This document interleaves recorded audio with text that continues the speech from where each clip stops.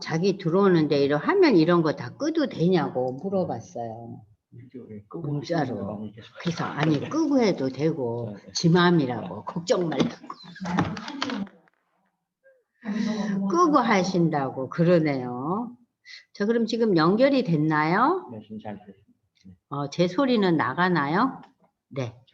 네, 여러분들 다 보이시죠? 이제 10시 정각이네요. 기도하고 시작하겠습니다. 하나님 아버지, 이 아침에도 저희가 요한복음을 읽으려고 이렇게 줌을 통해서 모였습니다. 세계 첨단의 이 기술을 동원해서 저희가 이 어려운 시기에서도 불구하고 하나님의 말씀을 서로 나누고 만날 수 있는 놀라운 은혜 주심을 감사합니다. 위기가 기회라는 이 말씀대로 우리가 이 위기 속에서도 하나님과 더욱더 깊이 교제하며 하나님의 놀라운 은혜를 누릴 수 있도록 축복해 주시옵소서. 예수님의 이름으로 감사기도 드려옵나이다. 아멘. 오늘 저희는 이제 요한복음 10장이죠. 지금 이제 요한복음이 21장인데요. 집사님 이거 저장됐나요? 네. 21장에서 이제 오늘 10장, 11장 하니까 이제 반을 했잖아요. 그래서 이제 요한복음을 읽어가시면서 여러분들이 이제 지금까지 배우시면서 뭐를 이제 나름대로 조금씩 이제 느끼셨을 텐데, 요한복음은 그 이적의 사건을 한 장을 이렇게 가면 그 다음 장은 또 예수님의 말씀을 가르치는 그런 장이 이렇게 번갈아 가면서 나와요. 그러니까 다른 복음사하고 조금씩 다르다는 걸 요번에 아마 여러분들이 보셨을 텐데, 지금 여기 대기실에 4명이 입장했네요. 보기를 눌러서 자, 모두 수락. 네, 들어오세요. 네. 자, 지난 학기에는 이렇게 대기자 이런 그 사인이 없었어요. 그냥 들어오시면은 다 들어오시는데, 이 줌이 세계적인 프로그램이 되고 많은 분들이 사용하다 보니까 이렇게 업그레이드 되면서 저희 같이 기기에 좀 문외한인 분들은 좀 당혹스럽고 이것도 왜 안 되지? 하고 좀 어려워하죠. 근데 이제 다 들어오셨죠? 네, 다 들어오셨으면 이제 요한복음 10장. 10장의 주제는 우리가 평소에 참 많이 보아왔던, 또 목사님들의 설교를 통해서 많이 많이 들은 그런 목자에 대한 얘기예요. 선한 목자. 선한 목자는 누구인가? 그 부분에 대해서 이제 오늘 저희가 이제 공부할 텐데, 처음에 이제 이 1절에서부터 21절까지 오늘은 제가 먼저 읽어 볼게요. 너무나 유명한 본문이기 때문에 여러분들이 보시면은 이 본문이구나. 그래서 이 선한 목자의 본문이 9장에서 어떤 내용이었죠? 9장에서 어떤 내용을 우리가 배웠습니까? 벌써 까먹으셨나? 자, 맹인이 눈을 뜨는 사건이잖아요. 그럼 이것은 우리 보통 평범한 사람들의 상황에서는 이적의 사건이고 굉장한 사건이잖아요. 그죠? 그래서 이 이적을 통해서 예수를 믿게 됐어요. 맹인뿐만 아니라 그 주위에 유대 백성들이 믿었어요. 그러니까 이 믿게 된 과정이 하나님께는 영광이고 우리에게는 축복이고 은혜라는 거예요. 그러니까 여러분들이 은혜와 축복의 개념은 믿음을 갖게 되는 것이라면 하나님께 영광을 돌린다. 이건 뭔가? 저도 처음에는 영광이라는 단어가 참 좀 납득이 안 가고 이해가 어렵더라고요. 이 영광이라는 단어는 인간에게 소속된 단어가 아니고 하나님께 소속된 단어. 그러니까 우리가 믿음을 가질 때 하나님이 영광을 받으신다. 그렇게 이해하시면 쉽죠? 자, 그러면 10장 1절 들어가겠습니다. 내가 진실로 진실로 너에게 이르노니 문을 통하여 양의 우리에 들어가지 아니하고 다른 데로 넘어가는 자는 절도며 강도요. 문으로 들어가는 이는 양의 목자라. 문지기는 그를 위하여 문을 열고 양은 그의 음성을 듣나니 그가 자기 양의 이름을 각각 불러 인도하여 내느니라. 자기 양을 다 내놓은 후에 앞서가면 양들이 그의 음성을 아는 고로 따라오되 타인의 음성은 알지 못하는 거로 타인을 따르지 아니하고 도리어 도망하느니라. 자, 10장에 이 선한 목자 이 비유가 이제 말씀으로 나타나기 전에 처음에 양에 대한 얘기가 나와요. 그러면 여기서 우리가 문을 통하여, 이 문이라는 것은 예수를 상징하는 거예요. 예수라는 문을 통해야만이 우리가 구원받잖아요. 그러니까 예수라는 문을 통하여 우리가 들어가는 데가 어디예요? 천국이잖아요. 하나님 나라잖아요. 그러니까 이 문은 예수를 상징하는 거예요. 예수를 통하여 우리에 들어간다. 우리가 어디에 들어갑니까? 이 세상 사는 동안에 우리가 교회에 들어간다. 하나님 나라에 들어간다. 그러니까 이 본문을 예수를 통해서 우리 양들이, 성도들이, 또 믿음이 전혀 없는 자들도 이 예수를 통해서, 예수를 믿음으로 통해서 우리에 들어간다. 교회에 들어간다. 이 땅에서 하나님의 나라에 들어간다. 이런 얘기입니다. 그런데 다른 데로 넘어가는 자는 절도며 강도. 다른 데라는 것은 예수 아닌 것을 구원자로 여기는 거. 예수 아닌 존재가 나에게 최상의 존재다. 내 삶의 가장 귀한 대상이다. 그것을 이제 우리 믿음을 가진 사람들은 쉽게 표현하면 우상이라는 표현을 많이 쓰잖아요. 그런 걸 가리켜서 여기서 절도며 강도라 그랬는데, 특별히 예수님께서 이 시기에 하신 절도며 강도라는 것은 그 당시 예수를 거부하고 예수를 어떻게 해서든지 올가미에 엮어서 체포하려고 아주 그야말로 시시때때로 기회를 노리던 서기관들과 바리새인들을 여기서는 절도며 강도로 비유했어요. 그럼 오늘날의 절도며 강도는 누구예요? 우리 쉽게 말하면 여러 이단의 단체라든가, 또는 우리가 이제 예수를 믿지 않아도 참 선량한 분들이 있지만 그 선량한 분들이 자기의 세계에 빠져서 자기가 추구하는 그 하나의 대상이 우상이 되는 과정들도 있잖아요. 예를 들면 뭐 예술을 한다든가, 예를 들면 또는 경제 활동에 자기의 모든 혼신을 다 한다든가, 이런 자체 열심은 좋지만 그 대상이 절대적일 때, 이것은 신앙의 관점으로 볼 때는 절도며 강도며 마귀라는 거예요. 그러니까 이런 설명을 할 때 저희가 그래도 참 조심스럽게 설명을 하셔야 돼요. 상대방들이 시험에 빠지니까요. 그런데 엄밀히 말하면 그렇다는 거예요. 그걸 분명히 아셔야 돼요. 자, 문으로 들어가는 이는 양의 목자라. 자, 이 문으로 들어가는 이 양의 목자라. 문지기는 그를 위하여 문을 열고 양은 그의 음성을 듣나니 그가 자기 양의 이름을 각각 불러 인도하여 낸다. 그래서 여기서 양의 이름을 하나하나 불러낸다. 근데 실제로 동물의 양이 이름은 없죠. 그러니까 여기서 양은 누구예요? 사람을 가리키고 성도를 가리키는 거예요. 성도를 예수님께서는 지금 여기서 무슨 말씀하세요? 각각 부른다. 그러니까 한 사람 한 사람 구원은 개인적인 구원을 여기서 이야기하고 있어요. 그러니까 우리 안 사람이 열심히 신앙생활을 하니까 나는 그냥 우리 안 사람을 쫓아서 하느님 나라에 충분히 들어갈 수 있을 것 같다.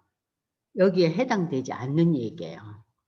개인 구원입니다. 한 사람 한 사람 하나님 앞에 나아가야 됩니다.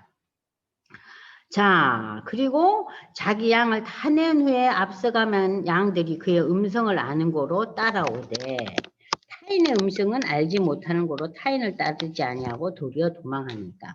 그러니까 이 양과 목자 간의 그 목자가 불러들인 이 양들은 서로 교감이 이루어진다는 얘기예요. 그러니까 우리가 하나님의 인도하심을 깨닫기도 하고, 때로는 내가 이래서 되겠나, 성령께서 우리를 가르치시고 책망하시잖아요. 이게 다 여기에 포함되어 있어요. 교감을 하고 있다. 그러면 여기서 이 목자라는 이 단어는 여기 프린트에 보시면은요, 유대인들은 그 당시에 예전에 그 출애굽 당시 이전부터 그랬지만 여러분들이 아브라함과 이삭과 야곱이 어떤 일을 했어요? 다 목축업자예요. 목축업을 하는 민족이에요. 그래서 저들에게 이 양과 목자라는 이 비유는 아주 친숙합니다. 양을 돌보는 자로 신약에서 목자는 악한 무리로부터 영혼을 지키고 양육하는 참 목자이신 예수 그리스도를 목자로 비유하고 있죠. 그래서 이 요한복음 10장 1절에서 18절에 나오는 이 선한 목자에 대한 얘기를 이제 이 18절까지 한번 읽어보겠는데요. 예수께서 비유로 말씀했지만 듣는 그 주위의 사람들은 또 제자들은 제대로 이 말씀을 알지 못했다 그랬어요. 그래서 예수님께서 내가 진실로 진실로 너희에게 말하노니 나는 양의 문이라. 나보다 먼저 온 자는 다 절도요 강도니 양들이 듣지 아니하였느니라. 내가 문이니 누구든지 나로 말미암아 들어가며 구원을 받고 또는 들어가며 나오며 꼴을 얻으라. 내가 문이니 내가 통로 내가 길이라는 거예요. 여기서 문이라는 것은 그러니까는 내가 문이니 나한테 들어오는 자는 구원을 받고 들어와서 뭘 얻는다고요? 꼴을 얻는다. 이것은 꼴이라는 것은 뭐예요? 먹을 양식이에요. 양식을 얻는다. 도둑이 오는 것은 도둑질을 하고 죽이고 멸망시키려는 것뿐이요. 내가 온 것은 양으로 생명을 얻게 하고 더 풍성히 얻게 하려니까. 그러니까 꼴을 얻으면서 우리가 들어와서 단순히 구원만이 누리는 것이 아니라 풍성한 삶을 누린다. 실제로 예수를 믿는 자들이 자, 하나님의 자녀가 되는 신앙을 고백을 해요. 신앙의 고백을 통해서 처음 입문한 이 신앙 세계에 무엇을 통해서 저들이 풍성한 삶을 누립니까? 말씀과 기도와 성도의 교제와 이런 여러 가지를 통해서 우리가 풍성한 영적인 삶을 누리잖아요. 자, 그것을 지금 설명하고 있는 거예요. 그러면서 11절에 보세요. 나는 선한 목자다. 선한 목자의 개념을 선한 목자는 양들 위하여 목숨을 버리지만 싹구는 목자가 아니고 양도 제 양이 아니라 이리가 오는 것을 보면 자기가 먼저 살아야겠죠. 그래서 양을 버리고 달아나리니 이리가 양을 물어가고 또 해치느니라. 자, 달아나는 것은 그가 싹군인 까닭에 양을 돌보지 아니함이나 나는 선한 목자이기 때문에 나는 내 양을 알고 양도 나를 아는 것이 아버지께서 나를 아시고 내가 아버지를 아는 것 같으니 나는 양을 위하여 목숨을 버리노라. 자, 이것을 우리가 지금 들으면서 야, 목숨을 버린다. 예수의 십자가의 죽음이 딱 머리에 떠오르잖아요. 오늘날 우리는 이 본문을 읽으면은 예수님의 십자가의 그 희생의 제사, 화목의 제사에 대해서 우리는 머리에 떠오르지만 이 시대의 사람들은 이해하기 어렵죠. 구약의 배경에 대해서는 알지만 또 이 우리에 들지 아니한 다른 양들이 내게 있어 내가 인도해야 할 테니 그들도 내 음성을 듣고 한 무리가 되어 한 목자에게서 여기 16절에 다른 양이라는 표현이 또 나와요. 이 다른 양은 유대인이 아닌 다른 백성들 또 유대인들이 싫어하던 그 사마리아인들 그래서 여러분들 사도행전 1장 8절에 보면은 예수님의 그 전도 명령에 대해서 처음에 유대와 사마리아와 땅끝이 나오죠. 그러니까 이 사마리아가 유대인들에게는 전혀 별개의 대상들이에요. 전혀 교류할 수 없는 존재이기 때문에 유대와 사마리아와 땅끝. 그럼 여기서 이 다른 양은 사마리아와 땅끝 이방인들을 상징하는 거예요. 그 모든 자들을 위해서 이제 예수님이 오셨다는 얘기죠. 내가 내 목숨을 버리는 것은 그것을 내가 다 얻기 위함이니 이로 말미암아 아버지께서 나를 사랑하시느니라. 자, 거기까지 우선 보겠습니다. 자, 그러면 프린트에 와서 구약에서 이 목자는 하나님을 상징적으로 표현하는 단어이기 때문에 여러분이 잘 아시는 시편 23편 1절을 한번 암송해 보세요. 여호와는 나의 목자이시니 내가 부족함이 없다.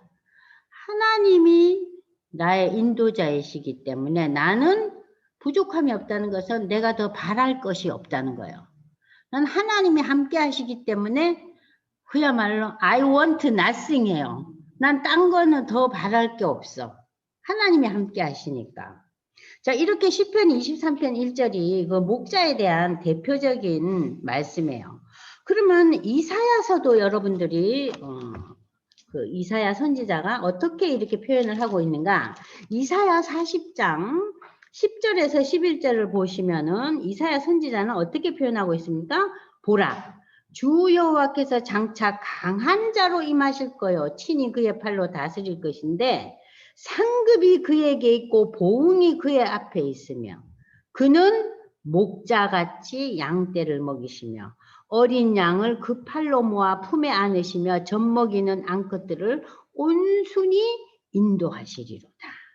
이렇게 목자라는 개념을 이 이사야 선지자를 쓰고 있어요. 그러면은 이 목자에 대한 개념을 보다 더 깊이 우리에게 의미 있게 쓴 선지자가 이 에스겔 선지자인데 홍 집사님이 지금 에스겔서 34장 11절에서 31절까지 여러분들도 찾으셔서 이 본문을 천천히 한번 읽어보세요. 이 읽어보시면은 야, 이 목자라는 의미가 이런 의미구나. 목자의 의미에 대해서 여러분들이 굉장히 심도 깊게 이해할 수 있어요. 에스겔서 34장 11절로 31절 다 찾으셨어요? 자, 홍 집사님 읽어보세요. 주 여호와께서 이같이 말씀하셨느니라. 나 곧 내가 내 양을 찾고 찾되 목자가 양 가운데에 있는 날에 양이 흩어졌으면 그때를 찾는 것 같이 내가 내 양을 찾아서 흐리고 캄캄한 날에 그 흩어진 모든 곳에서 그것들을 건져낼지라.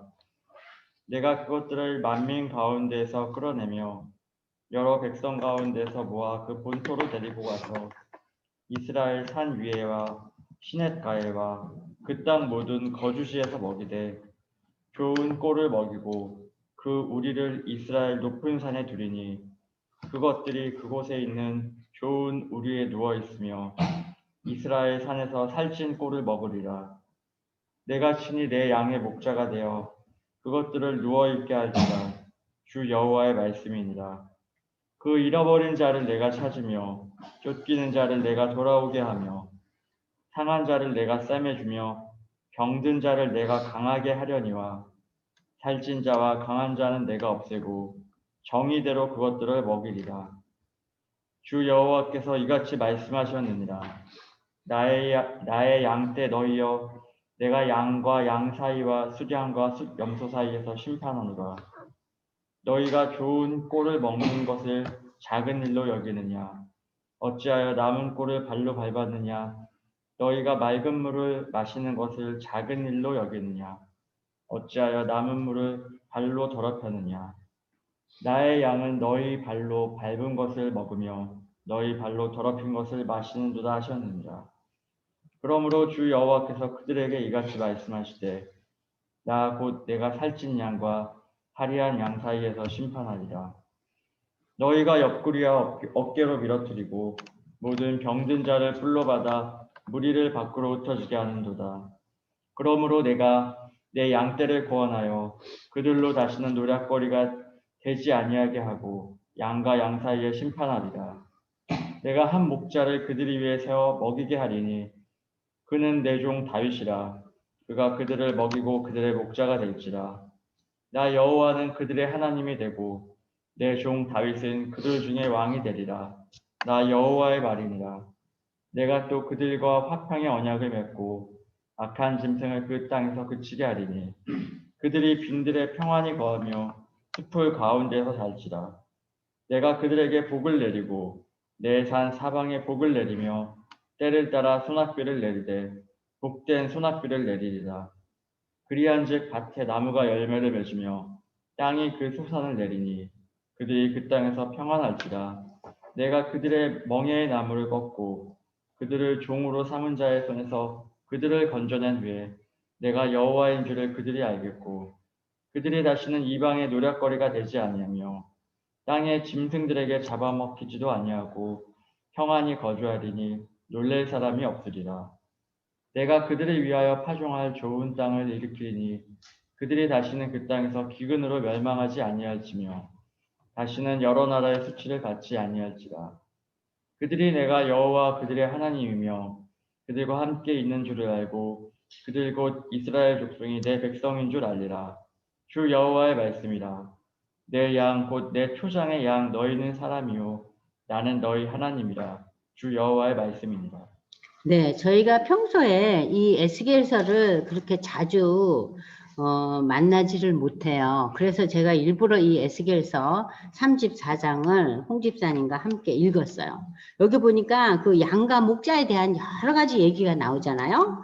거기서 여러분들이 보시면은요, 22절에 내가 양떼를 구원하여 그들을 노략거리가 되지 않게 하고 양과 양 사이에 내가 심판하시겠다 그러면서 24절, 23절 내가 한 목자를 그들 위에 세워 먹이게 하리니 그는 내 종 다윗이라.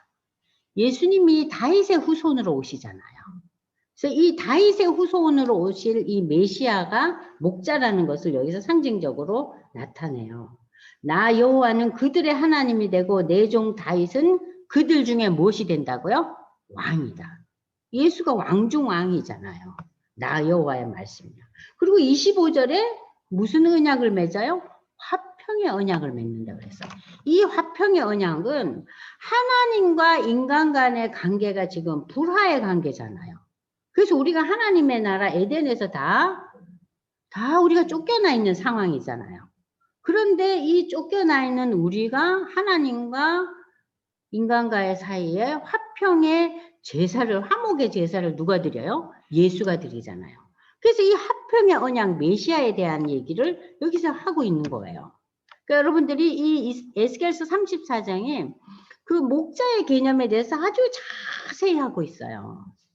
그리고 우리가 이제 에스겔서에서 그나마 자주 보는, 그래도 한 번씩 읽는 그 본문이 37장 기억하시죠? 마른 뼈 환상에 대한 그 본문이 37장인데 이 37장 24절 25절을 함께 보겠습니다. 거기에도 이 얘기가 나옵니다.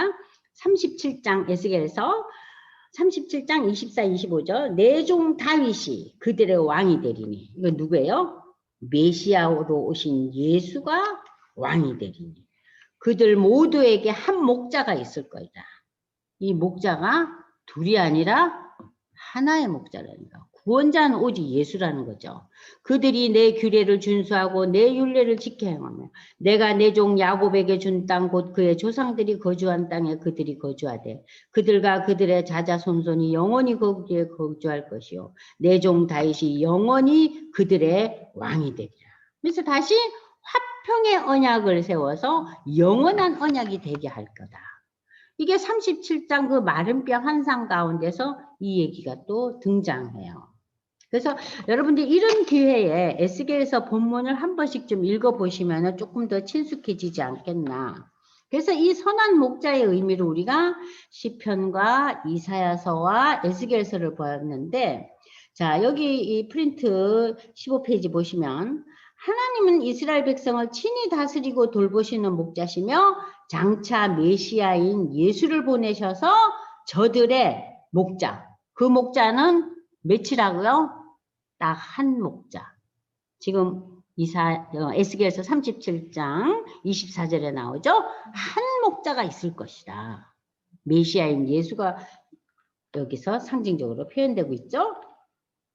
자, 그래서 예수님은 자신이 바로 하나님이 약속하신 그 한 목자라고 여기서 선포하고 계신 거예요. 요한복음 10장에서 이 선한 목자에 대한 설명도 요한복음만 있어요. 그렇잖아요? 다른 복음서에서는 없어요.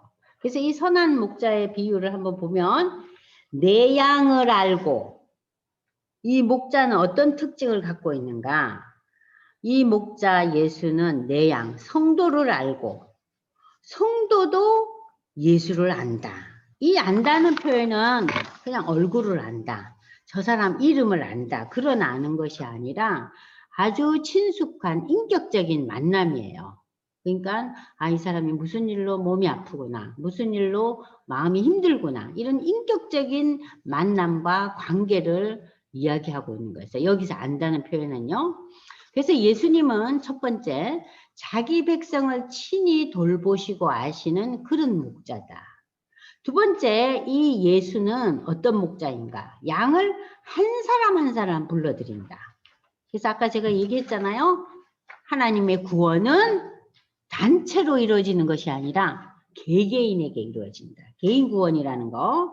세 번째, 하나님은 구원하실 뿐만 아니라 예수를 통해서 우리를 죄에서 자유케 하고 우리를 하나님 백성 되게 하는 이 구원뿐만 아니라 우리가 살아생전 무엇을 먹습니까? 말씀을 먹잖아요. 꼴을 먹는다 그랬어요. 그래서 이 꼴을 먹음으로 말씀을 통해서 우리는 온갖 악한 세력으로부터 약한 세력이 아니라 악한 세력 고치세요.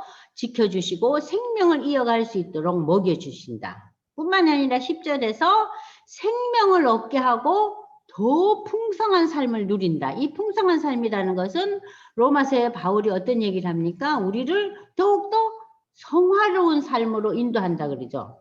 성령의 인도하심을 통해서. 그렇잖아요? 그래서 우리가 구원을 받고 하나님의 말씀을 통해서 꼴을 먹고 더욱더 성화의 삶, 예수를 닮아가는 삶, 영원한 삶을 이 땅에서 누린다는 거죠. 자, 이 선한 목자는 자기 양을 위해서 목숨을 바친다는 거예요. 근데 실제로 목자가 양을 위해서 목숨을 바치는 경우는 아주 드물 것 같아요. 무슨 뭐 그 사자라든지 여우라든지 아주 포악한 동물이 와서 그들을 지켜내기 위해서 목자가 뭐 비탈길에서 넘어져서 뭐 다치거나 죽을 수도 있어요. 그러나 그런 경우는 아주 드물겠죠. 자, 여기에서 목숨을 바친다는 것을 여러분들 함께 읽겠습니다. 마태복음 20장 28절 다 같이 함께 읽어보겠습니다. 자, 마태복음 20장 8절 찾으셨어요?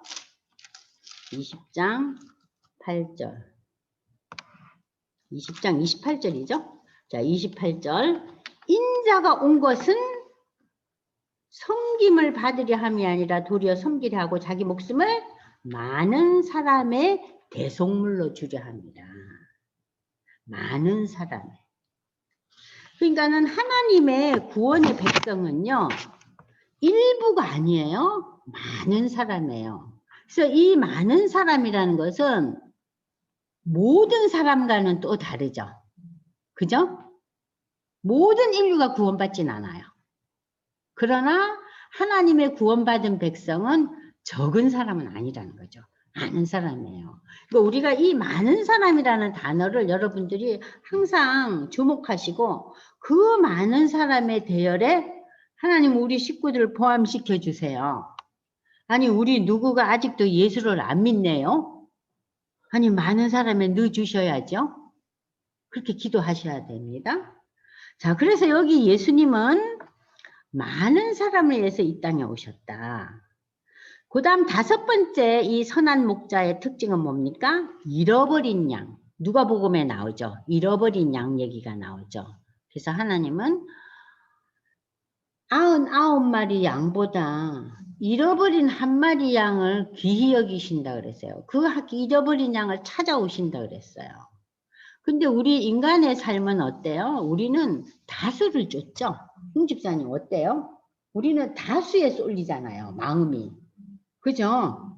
우린 다수결로 무엇이든지 표결이 다수결 아니에요. 근데 하나님의 방법은 참 독특해요. 그 99마리가 잘 있는 것도 기쁘지만 한 마리 어디 잊어버린 양이 돌아올 때 내가 더 기쁘다 그랬어요. 그러니까 여기서 우리가 알 수 있는 것은 선한 목자의 비유를 통해서 우리가 무엇을 지금 배웁니까? 자, 인격적인 만남이 있다는 거. 하나님과 나, 예수님과 나는 인격적인 만남이 이루어진다. 서로 안다는 거예요. 서로 교류가 있다는 것이 아니에요. 하나님만 나를 아시는 게 아니라 나도 하나님을 안다는 거. 인격적인 교류. 그 다음에 두 번째는 개개인이 하나님의 부르심을 받아요. 개인 구원. 세 번째는 우리를 구원하시고 우리를 꼴을 먹여주신다. 그래서 우리가 더 풍성한 삶, 성화의 과정을 누려갈 수 있게 한다. 자, 이 목자는 양들을 위해서 목숨까지도 주신다. 자, 이 목자는 잊어버린 양을 귀히 여기고 찾아오신다. 그러니까 세상의 기준과 세상의 가치와 현격히 달라요. 그것이 복음의 독특한 의미예요.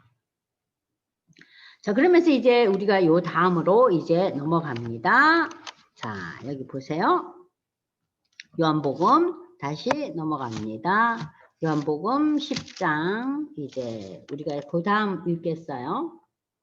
자, 이를 내게서 빼앗는 자가 있는 것이 아니라 내가 스스로 버리노라. 나는 버릴 권세도 있고 다시 얻을 권세도 있으니 이 계명은 내 아버지에게서 받았노라. 여기서 내게서 빼앗는 자가 있는 것이 아니라 내가 스스로 버리노라는 것은요, 예수님이 스스로 자기의 목숨을 내놓으신다는 거죠. 응? 버렸어요. 하나님의 인도하심과 뜻대로. 응? 그래서 내가 버릴 권세도 있고 다시 얻을 권세도 있다. 그래서 버릴 권세는 뭡니까? 십자가의 죽음이죠. 다시 얻을 권세는 뭡니까? 부활이잖아요. 그러니까 예수님은 우리를 위해서 돌아가실 그런 돌아가실 능력, 우리가 누구를 위해서 죽는다는 그 힘이 우리에게는 없죠. 홍 집사님 그런 힘이 있어요? 없어요. 우린 연약하거든요. 내 살기 바쁘잖아요. 근데 지금 예수님은 나는 버릴 권세도 있고 다시 얻는 권세도 있다. 이건 뭐예요? 부활의 주님을 상징하고 있어요. 그러니까 이 말씀이 다 여기 포함되어 있는데 이 시대 사람들이 예수의 부활과 예수의 승천에 대해서 알 수가 없죠. 예수를 구원자로도 인정 안 하는데 어떻게 이 말씀을 이해하겠어요? 또 제자들이라 할지라도 이 말씀을 깊이 인식을 못했어요. 왜냐하면 아직까지 저들에게 성령의 강림의 역사가 일어나지 않았기 때문에 예수님을 선생님으로 따라는 다녔어도 저들에게 깊은 깨달음이 없었어요. 이 말씀 때문에 유대인 중에 다시 분쟁이 일어나요. 아니 이거 무슨 소리야. 버릴 권세, 얻을 권세. 아니 목숨을 버린다. 응? 그 중에 많은 사람들은 이런 얘기를 합니다. 그가 귀신 들려서 미쳤구나. 그런데 어째서 그 말을 듣느냐? 미친 사람 말을 왜 들어? 이런 반응을 보인 자도 있지만 또 어떤 사람은 이렇게 얘기합니다. 이 말은 귀신 들린 자의 말이 아니다. 야, 귀신 들린 사람이 어떻게 그 맹인 소경의 눈을 뜨게 했겠냐?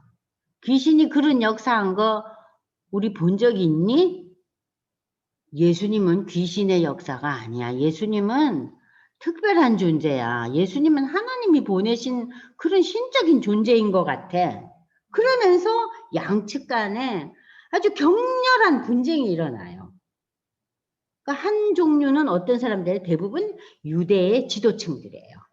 바리새인, 사두개인, 공회원들 이런 사람들이에요. 서기관들. 그러나 대부분의 그 이적을 체험한 평범한 무리들은 야, 우리가 살아오는 지금까지의 세상에 이런 사람이 있었어? 귀신 들린 자가 어떤 이런 일을 할 수가 있어? 이 사람은 특별한 사람이야. 어? 어떻게 38년 된 그 병자가 일어설 수가 있어? 어떻게 물이 포도주가 돼? 자, 그러면서 저들은 이러한 기적을 통해서 예수의 말씀에 귀를 기울이고 믿는 사람들도 있었다는 거. 그러니까 두 종류로 중간 없었어요. 두 종류로 완전히 분리가 됐어요. 자, 그러면서 지금 요한복음 10장 1절에서 21절까지는 예수님의 설교 말씀이죠. 선한 목자는 누구인가?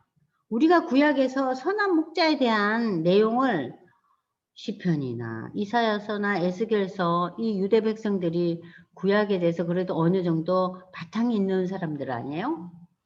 그 구약에서 가장 많이 사용된 이 목자라는 이 단어를 가지고 목자라는 개념을 가지고 자신을 비유하고 있어요. 그러니까 지금 10장은 이적의 사건이 아니라 구약 성서를 해석하면서 예수님이 자기 자신을 설명하고 계세요. 그러니까 선한 목자 비유는 구약의 바탕을 깔고 예수님이 설명하고 선포하고 계세요. 나는 선한 목자인데 나는 양들을 위해서 죽을 거야. 그걸 얘기하고 계세요. 자, 그러면 이제 집사님이 자, 20절, 22절부터 마지막 절까지 42절까지 한번 읽어보실까요? 예루살렘에 수전자를 이르니 때는 겨울이라 예수께서 성전한 솔로몬 행각에서 거니시니 유대인들이 에워싸고 이르되 당신이 언제까지나 우리 마음을 의욕하게 하려 하나이까 그리스도이면 밝히 말씀하소서 하니 예수께서 대답하시되 내가 너희에게 말하였을 때 믿지 아니하는도다. 내가 내 아버지의 이름으로 행하는 일들이 나를 증거하는 것이거늘 너희가 내 양이 아니므로 믿지 아니하는도다. 내 양은 내 음성을 들으며 나는 그들을 알며 그들은 나를 따르느니라. 내가 그들에게 영생을 주노니 영원히 멸망하지 아니할 것이요 또 그들을 내 손에서 빼앗을 자가 없느니라. 그들을 주신 내 아버지는 만물보다 크시매 아무도 아버지 손에서 빼앗을 수 없느니라.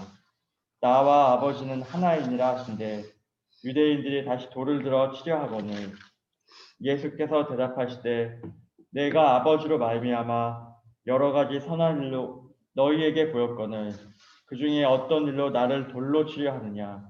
유대인들이 대답하되 선한 일로 말미암아 우리가 너를 돌로 치려는 것이 아니라 신성 모독으로 인함이니 내가 사람이 되어 자칭 하나님이라 함이로라. 예수께서 이르시되 너희 율법에 기록된 바 내가 너희를 신이라 하였노라 하지 아니하였느냐. 성경은 패하지 못하나니 하나님의 말씀을 받은 사람들을 신이라 하셨거든. 하물며 아버지께서 거룩하게 하사 세상에 보내신 자가 나는 하나님의 아들이라 하는 것으로 너희가 어찌 신성 모독이라 하느냐. 만일 내가 내 아버지의 일을 행하지 아니하거든 나를 믿지 말려니와 내가 행하거든 나를 믿지 아니할지라도 그 일은 믿으라. 그러면 너희가 아버지께서 내 안에 계시고 내가 아버지 안에 있음을 깨달아 알리라 하시니 그들이 다시 예수를 잡고자 하였으나 그 손에서 벗어나 나가시니라.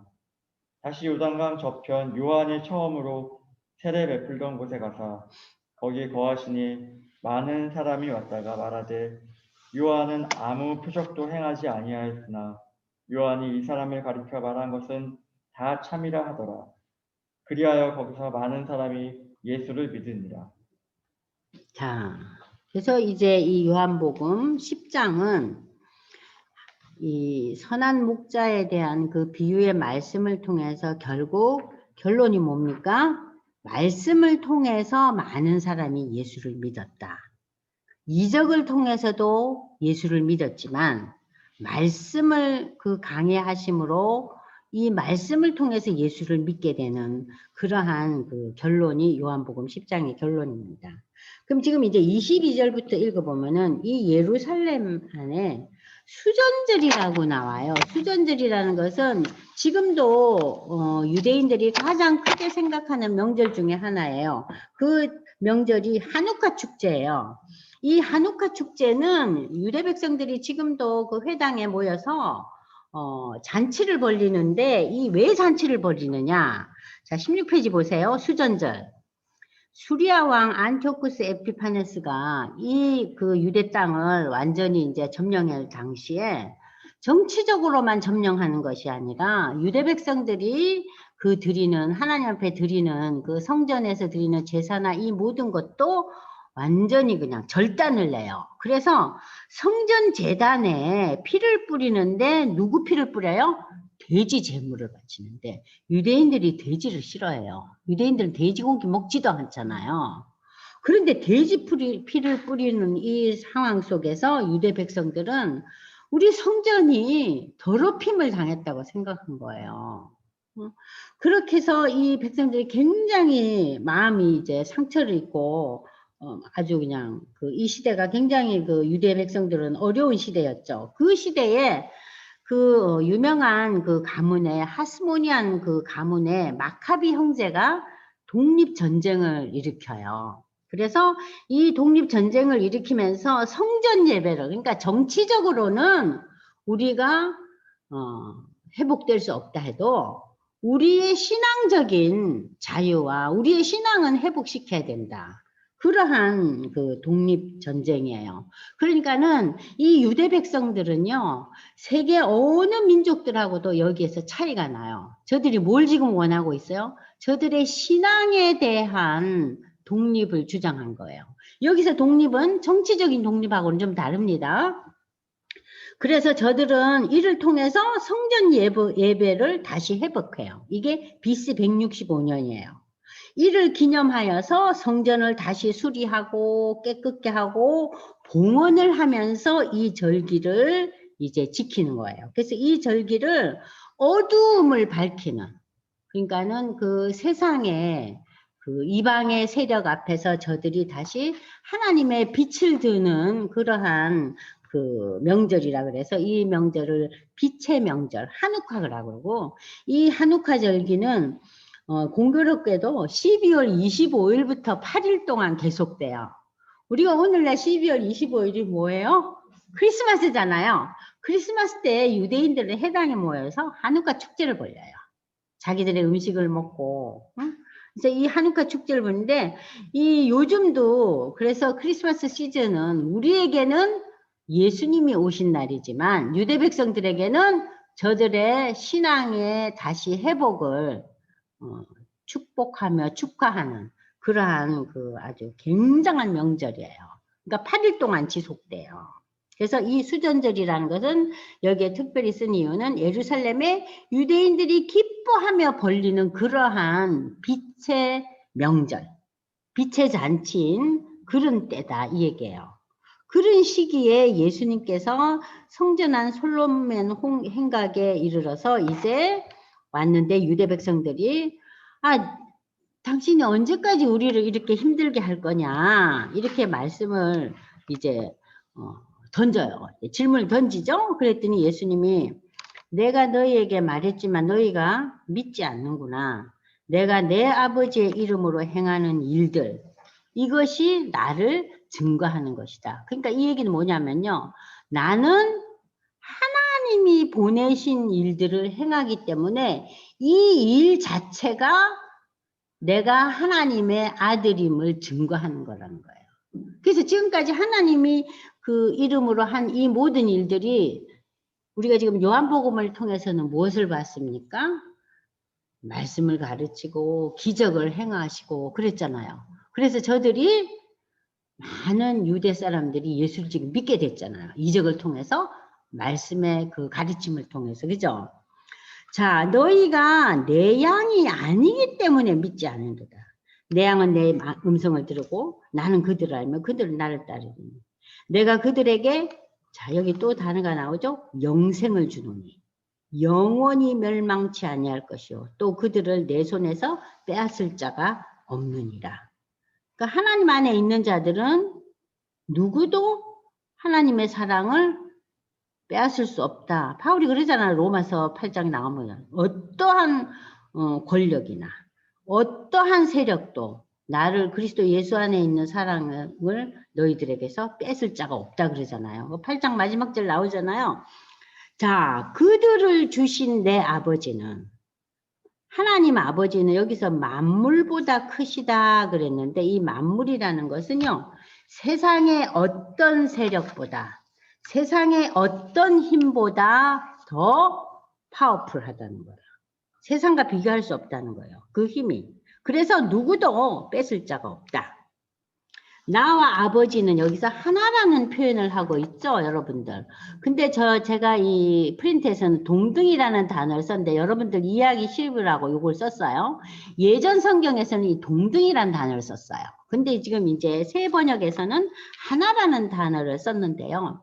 이 하나라는 개념은 여러분들이 이해하실 때 우리가 삼위일체의 하나님이라고 그러죠. 그러면은 위는 세 개인데 일체 하나예요. 그러니까 이 위라는 의미는 뭡니까? 역할 부분이에요. 그러니까 하나님이 세 분 계시는데 하나이시고 역할은 세 가지예요.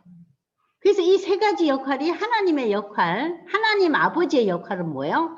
창조주 하나님, 구약의 하나님, 이스라엘의 하나님. 그럼 우리가 쉽게 이해가 되시죠? 그럼 예수님은 어떻게 돼요?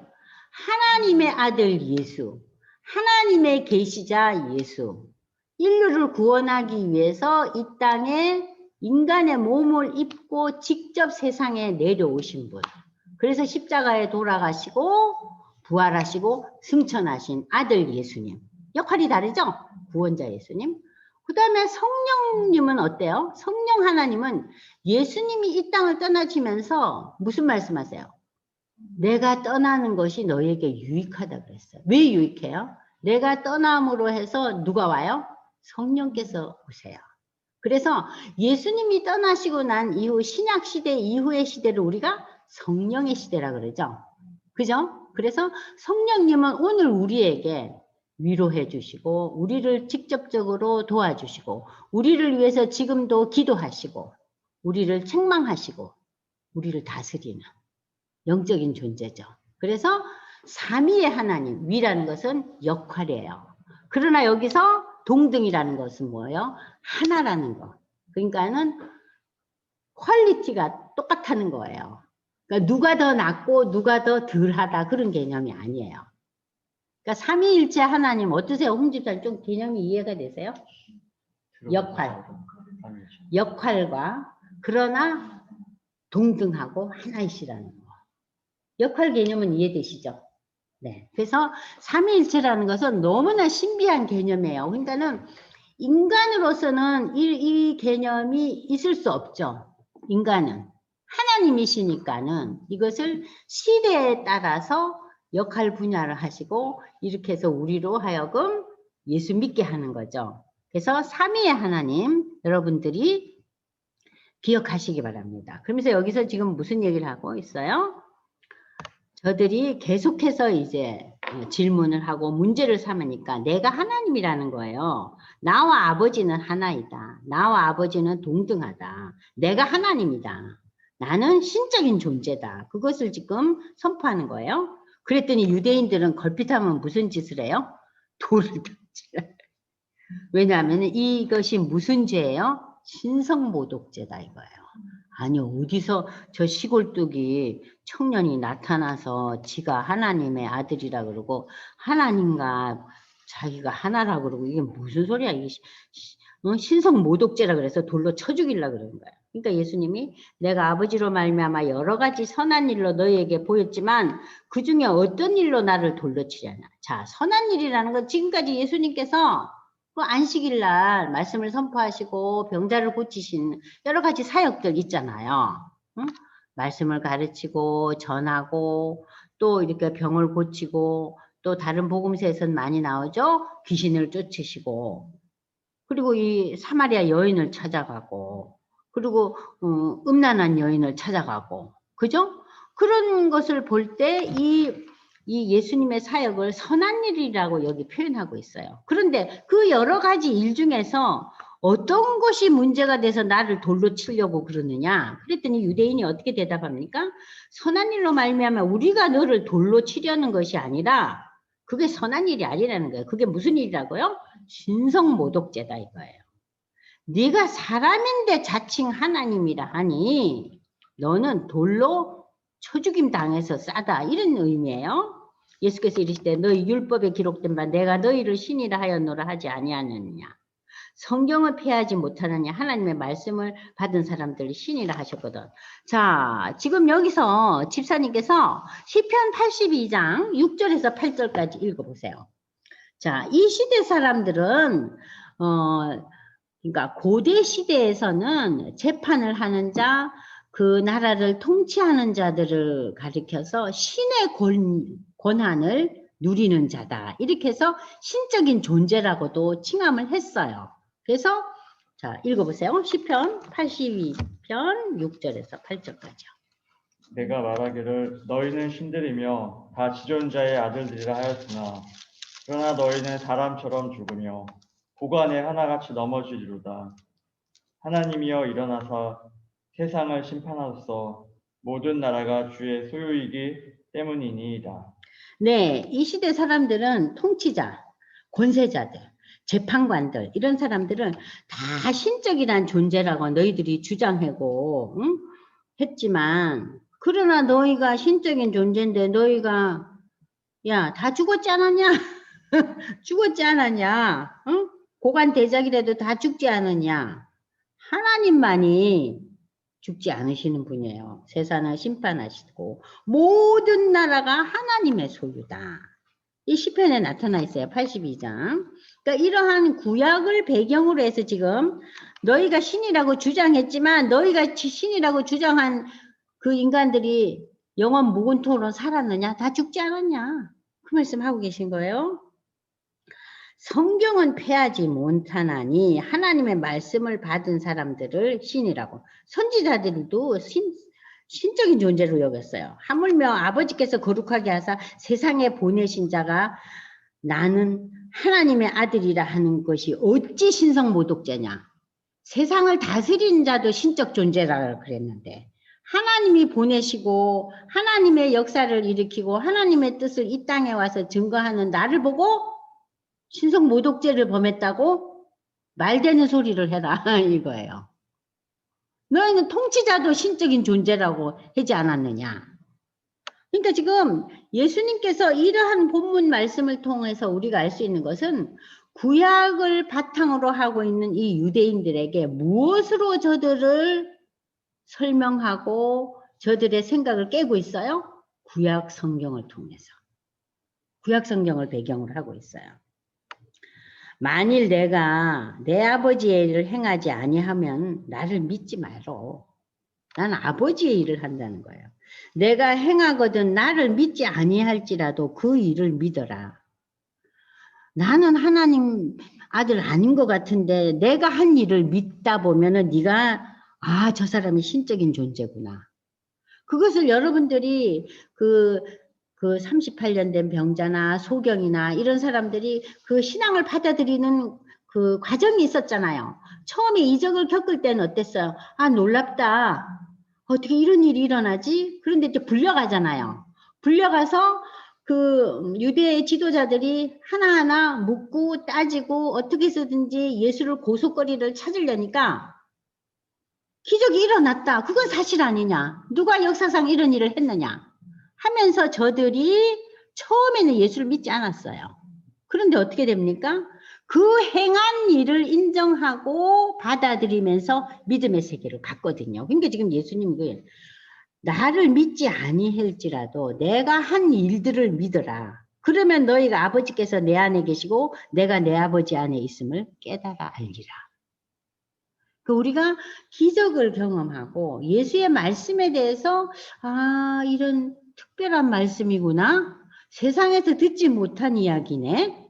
그러면서 우리가 이 예수의 존재에 대해서 관심을 갖고 이거 뭐야? 성경을 좀 읽어봐야겠네. 그게 뭡니까? 이제 인식하는 과정이에요.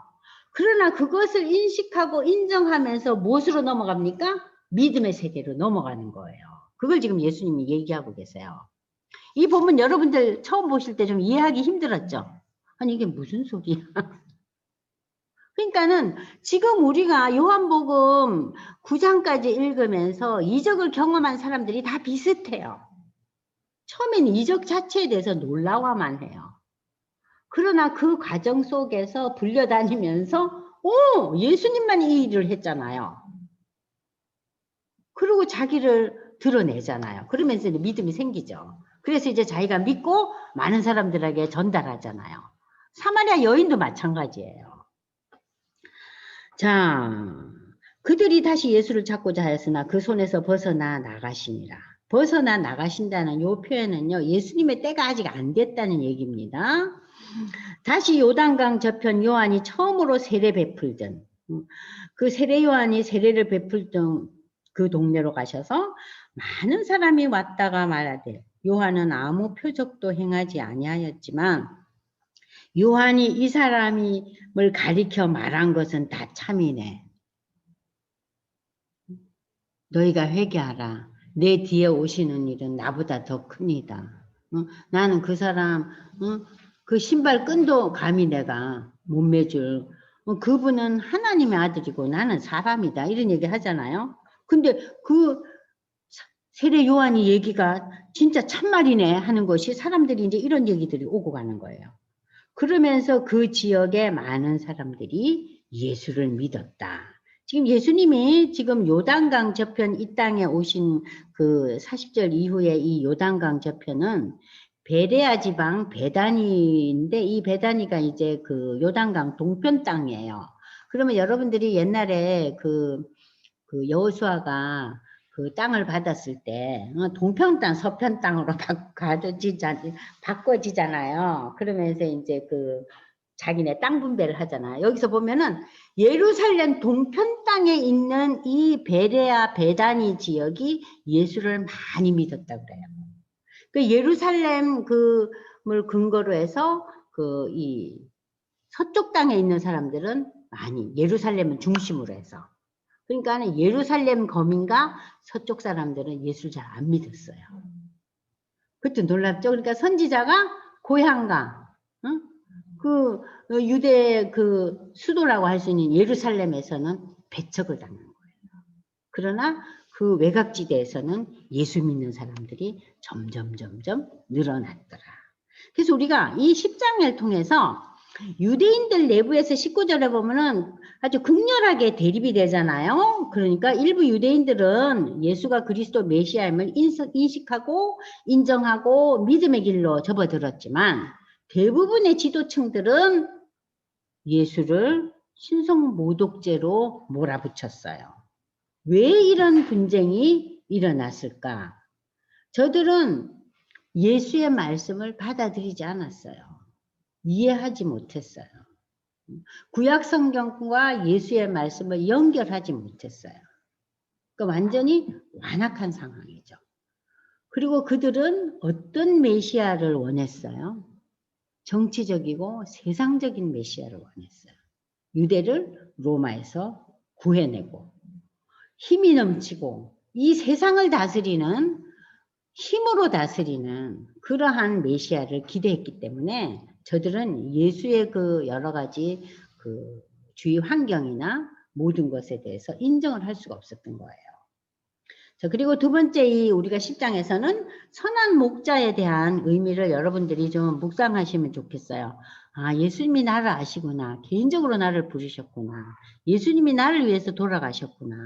예수님이 말씀을 통해서 우리를 풍성한 삶으로 인도하시는구나. 이러한 선한 목자의 의미를 여러분들이 좀 많이 생각하시고 선한 목자의 의미에 대해서 좀 더 깊이 묵상하는 시간을 가지시면 좋겠어요.